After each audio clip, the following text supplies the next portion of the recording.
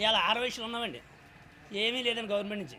ఏమీ లేకపోవడం అంటే ఏముందండి, ఇప్పుడు పావలా ఇస్తున్నారని రూపాయలు లాగేసుకుంటున్నారండి.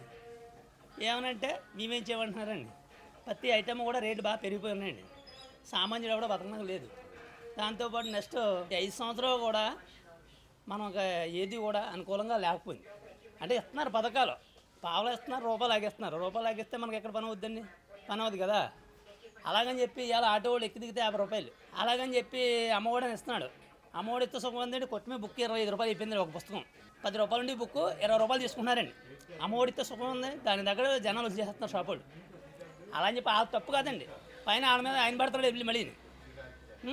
అలాగే ప్రతిదీ కూడానండి, ఒకటనే కాదు మనం చెప్పుకోవడం బాధది. ఇప్పుడు చెప్పుకోవడం బాధలంటే ఏమున్నాయండి, ఒక రకరకాలుగానే. ఇప్పుడు 5 సంవత్సరాల పరిపాలన చూసామండి. ఇన్ని మనకి ఏం అభివృద్ధి ఉందండి? ఇచ్చారు, పథకాలు ఇచ్చారు, ఎవరైనా అనం. కొన్ని విషయాల్లోనే పథకాలు ఇచ్చారు, కొన్ని విషయాలు మళ్ళీ లేవు, అన్నా కదా.